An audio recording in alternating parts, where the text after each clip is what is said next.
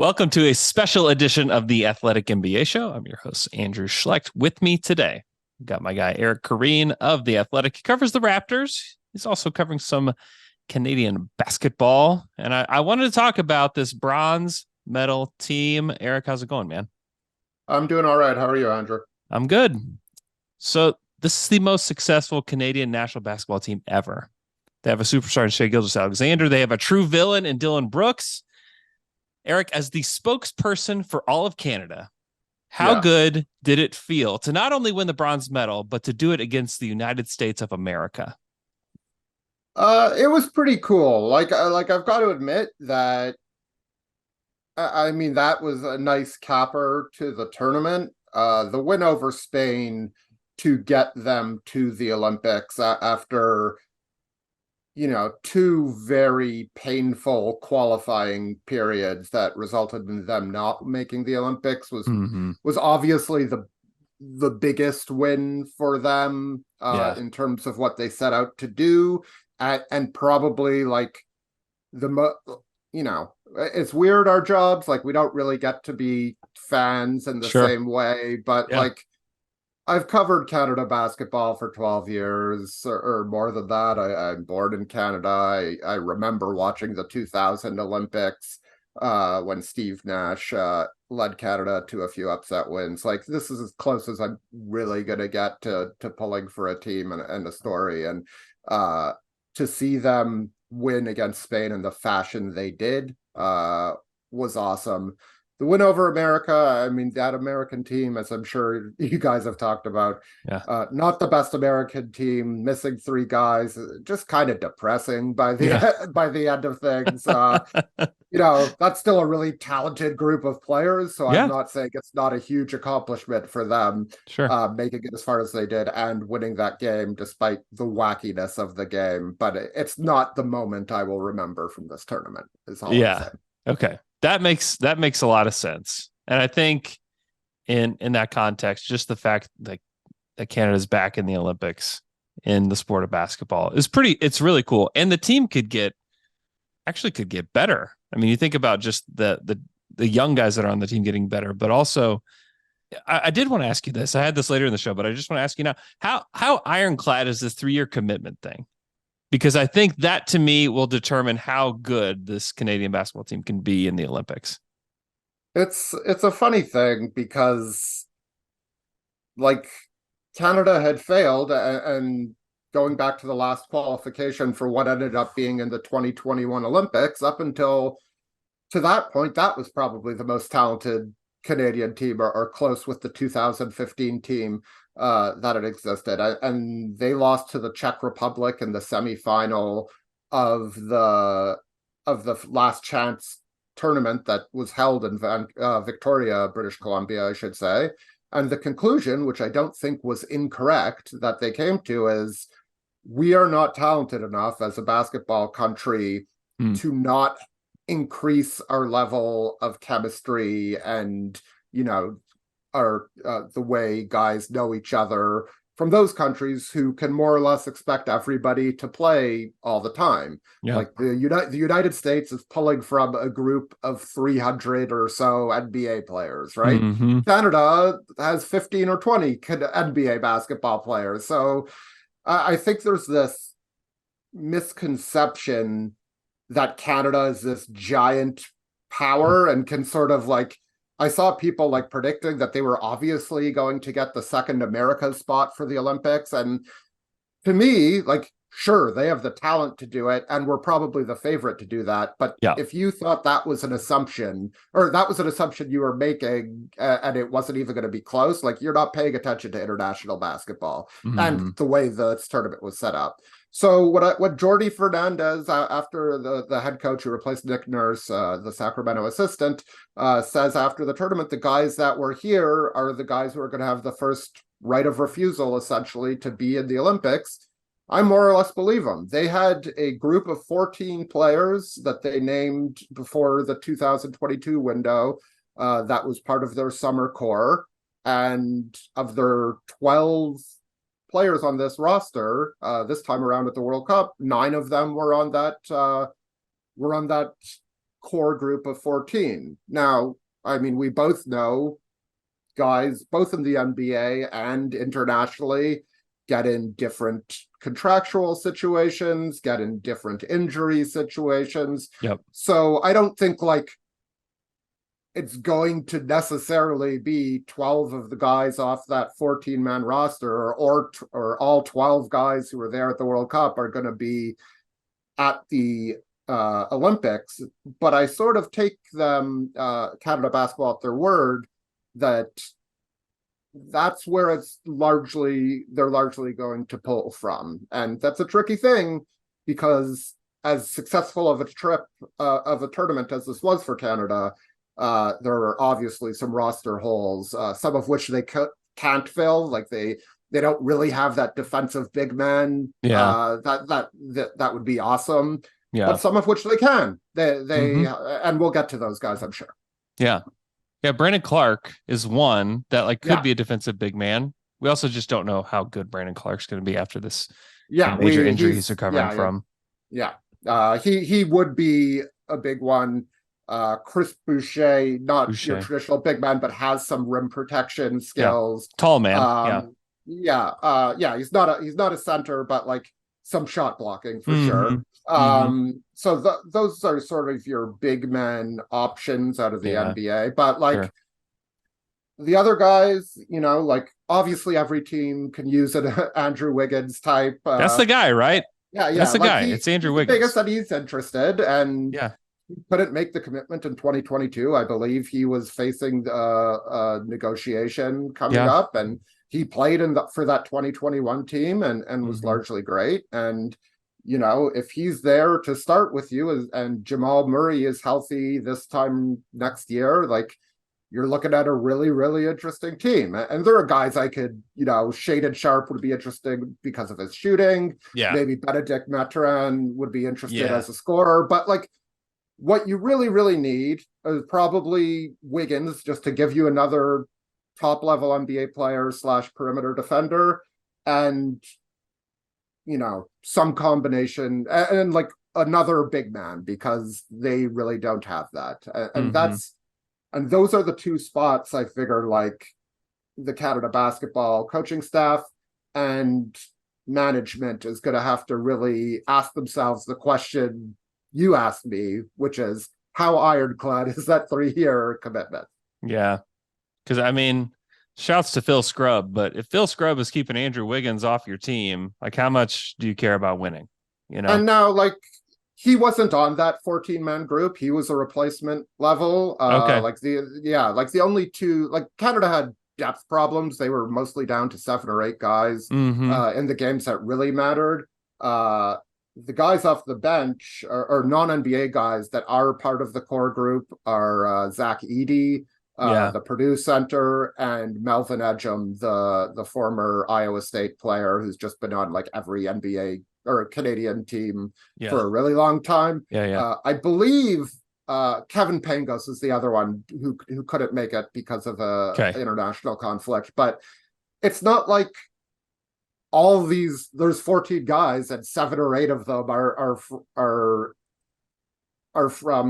not playing in the NBA. Like this just happened to be the best team they could put together at this time, given the infrastructure. And frankly, it's unlikely they'll be able to get, and in any given year, if you're pulling from 14 guys, it's unlikely that 12 of those guys are going to be able to show up. That's just, the US could come up with its ideal 14 right now, and probably fewer than 12 will be available ultimately. Yeah, no, that makes sense. Let's talk about Shai. He was an absolute superstar in this tournament. 24.5 points per game, 6 boards, 6 assists, 1.6 steals. One thing that I don't think is being talked about enough is the amount of turnovers that he had. He had 11 total turnovers in the tournament, which is insane. I mean, for reference, you had Luka, I think he had 38 turnovers in this tournament, who kind of like played a little bit of a similar role to Shai. Shai just didn't turn the ball over. He's under 2 a game. I think he's at 1.4 turnovers per game in the tournament, which was just insane for the amount of like passing and double teams and traps and just so many things to just stop him. I mean, Team USA threw everything at him. He still turned it over 1 time in that game. that to me, obviously his scoring and his pace and everything, but just his ability to take care of the ball was just wow. Like I just couldn't believe it. Super duper star. Shows you that the All NBA first team last year more likely the start of something than the peak of something. Mm-hmm.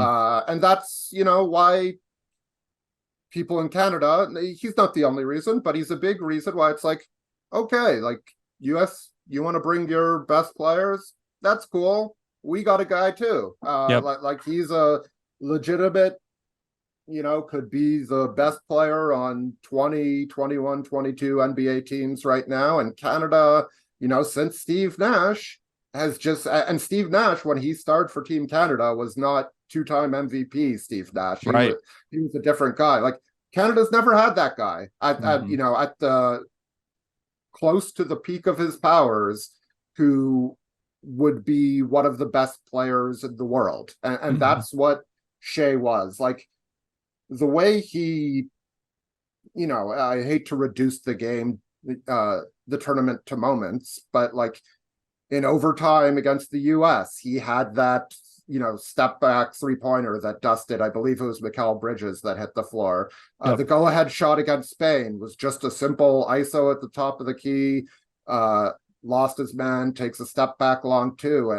And those are superstar shots. They're like, no matter how much you lose your guy, like even those are difficult shots, not shots you want many guys on, planet Earth taking. And the fact that, I don't think a single Canada basketball fan, not that they were sure they were going in, but nobody had a problem with them. And that's because he's a superstar. He dominated in the mid-range. He found a way to, not every game, but found a way to get, the teams into foul trouble, which is obviously huge in FIBA basketball with just the 5 fouls. I mean, Dillon Brooks had that go the other way in certain games. He was unbelievable. And even though he put up those gaudy numbers, a lot of Canada's games started with him sort of feeling out the game, letting other guys take control. And so often it was him in the third quarter sort of really taking a hold of the game. And I know you get to watch this a lot, being based in Oklahoma City, covering the Thunder.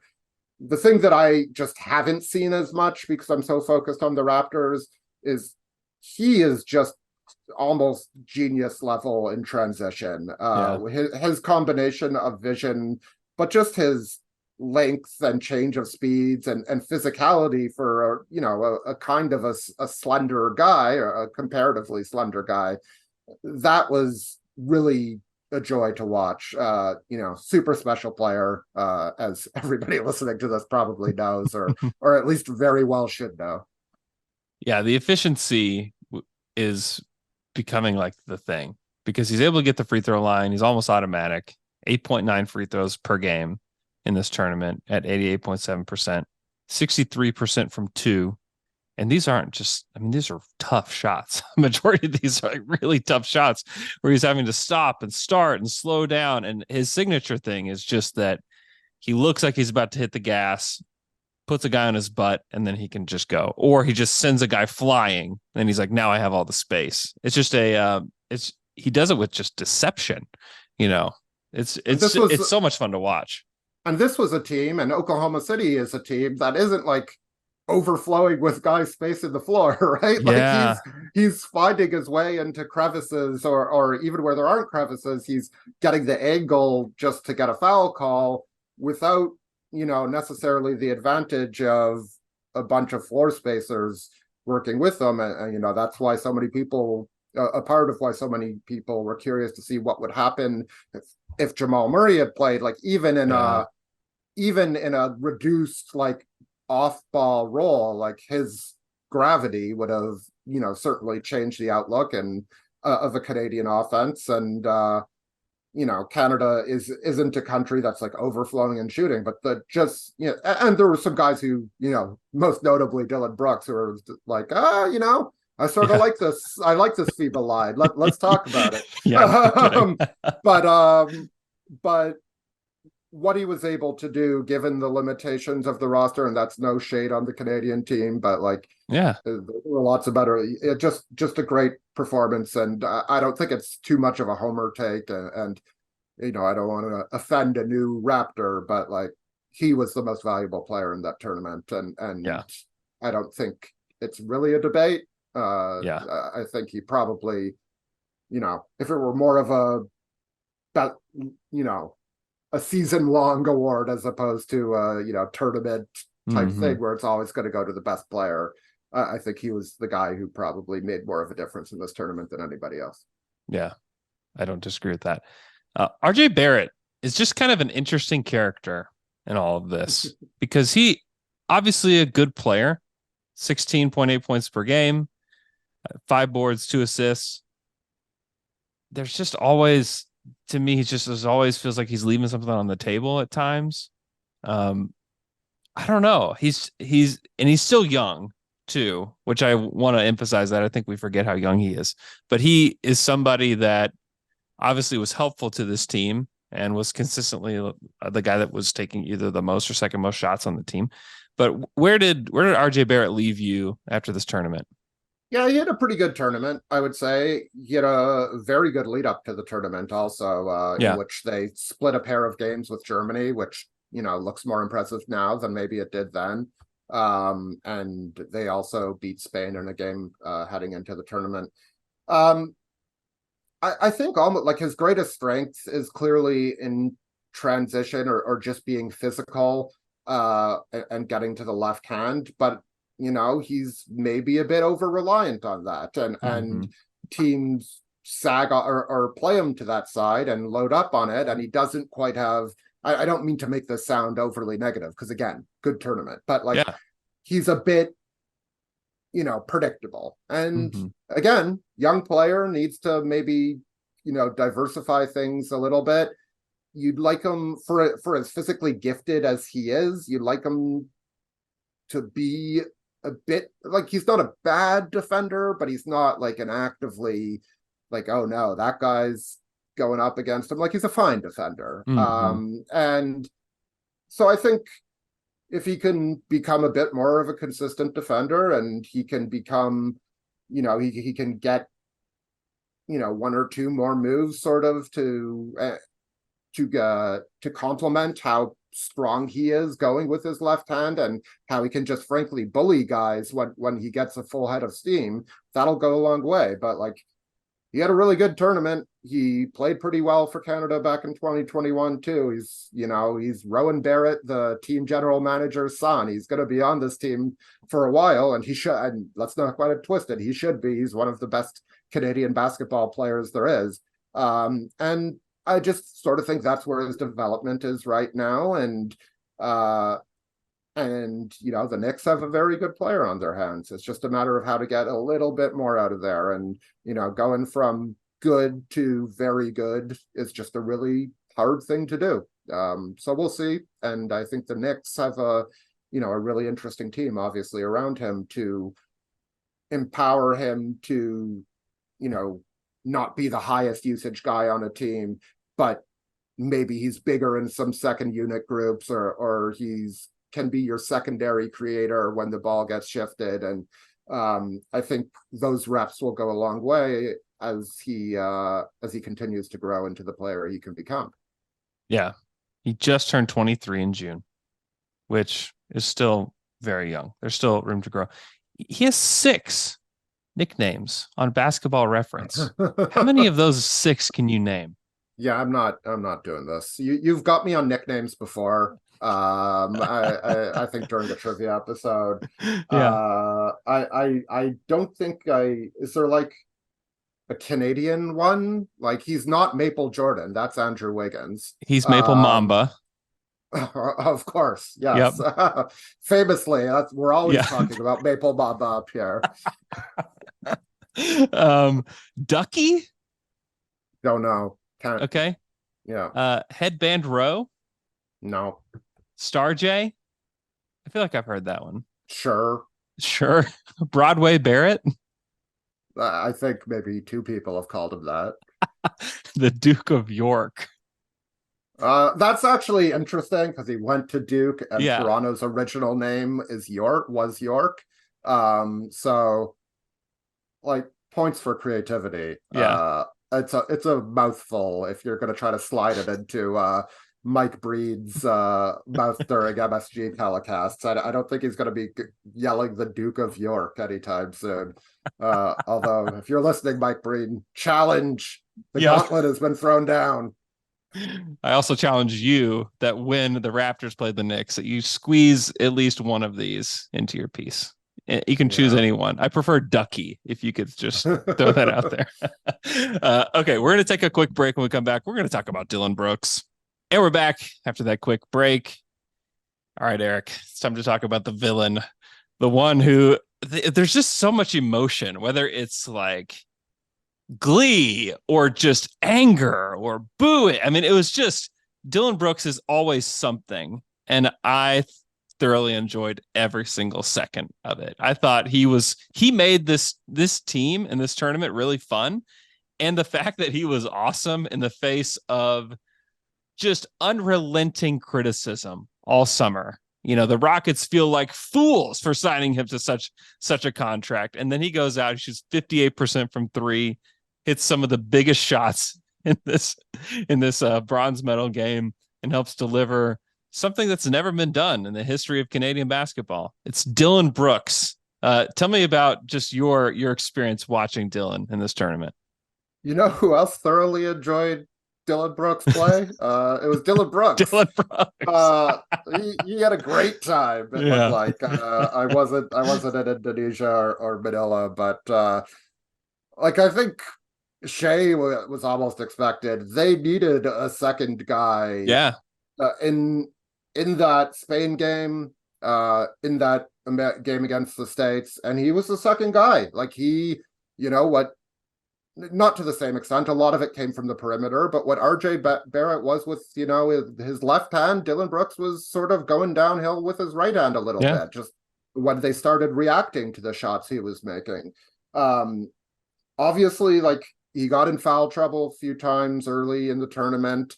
That's always going to be his biggest calling card is the physicality of his defense. And before the tournament, there was the question of like, would the FIBA style actually help him because they maybe let a bit more off-ball physicality go, or would his reputation still follow him there?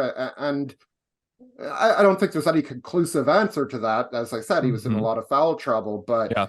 I mean, he certainly did a job in a bunch of those games, and the shooting, like he hits the game-tying shot against Spain.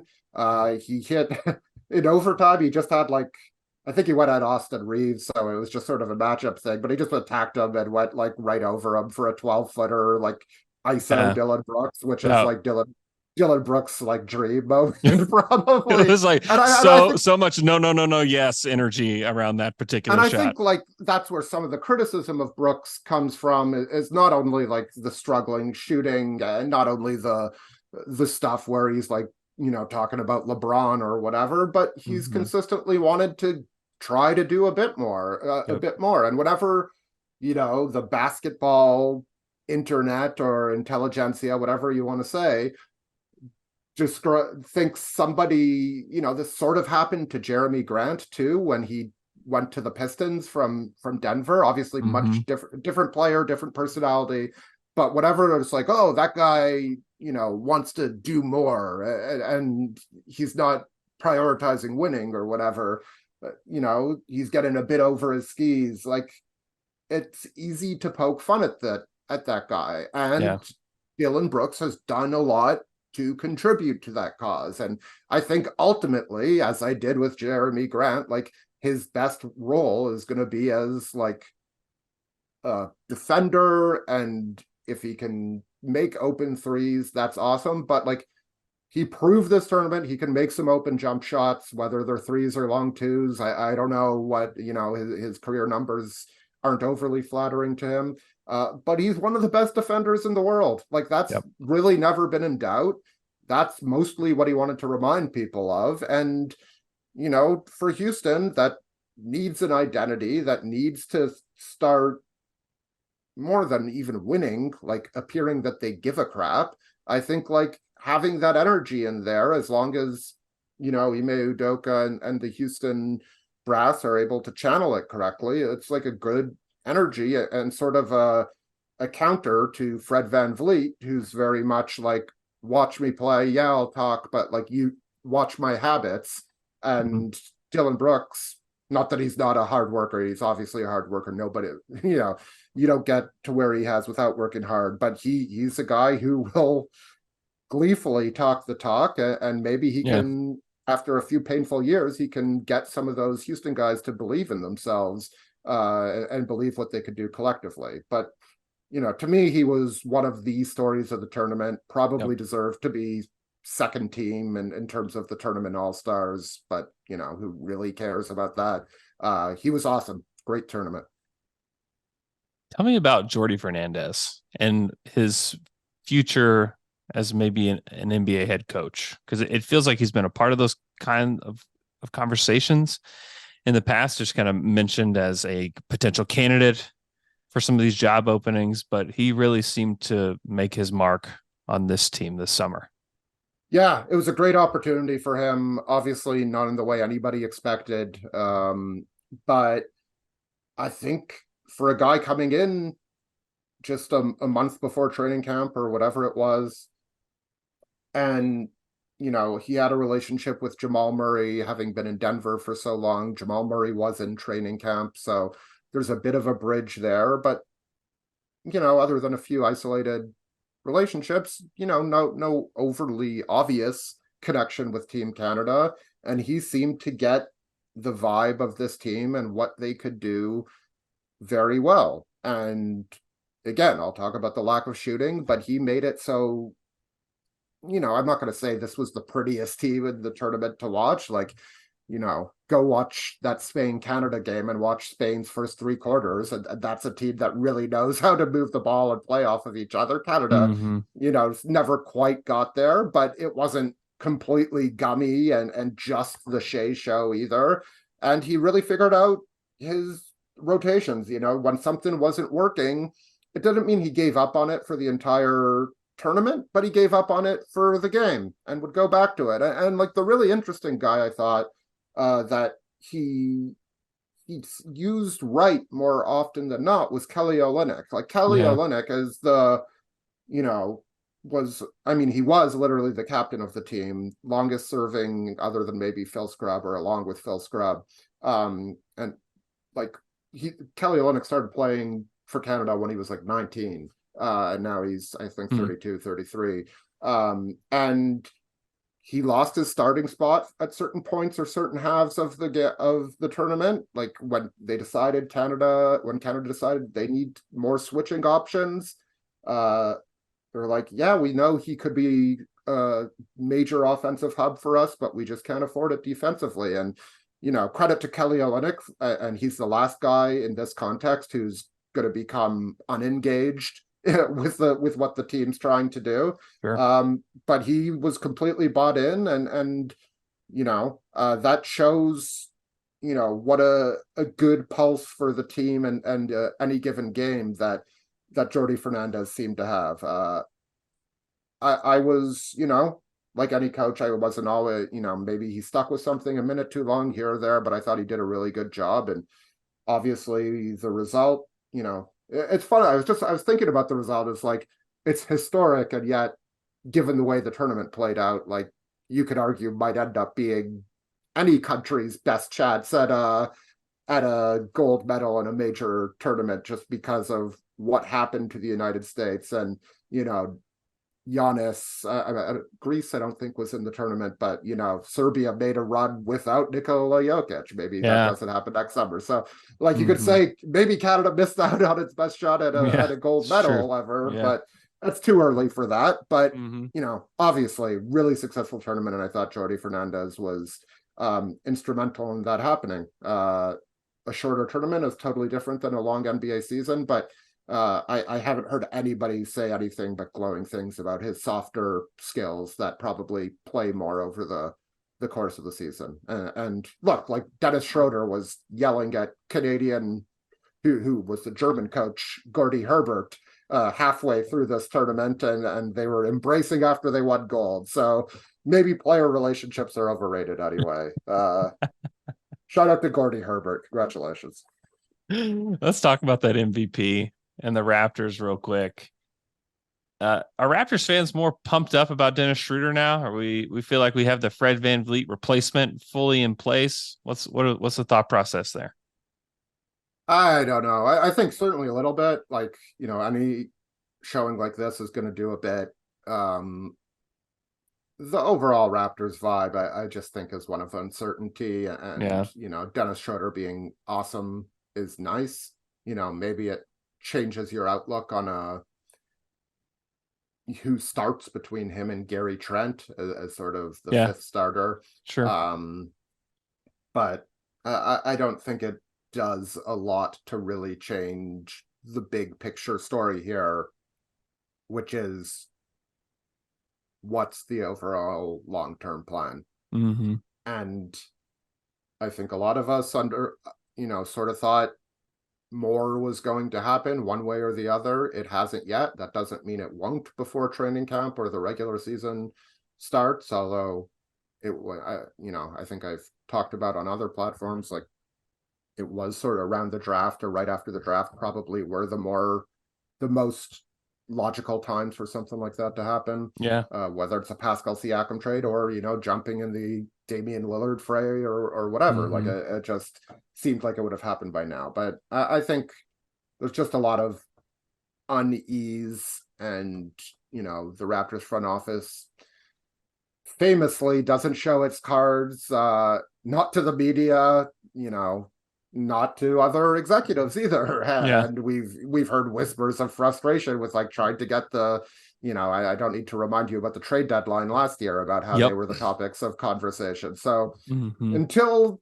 something big happens, and Fred VanVleet leaving is a big thing, but sort of not in their control as much as something they do actively, I think that's going to continue to be at the heart of the conversation, unless the Raptors roll out, 12-3 or something like that. Yeah. Do you think this time next year will Pascal Siakam be wearing a Raptors jersey or not?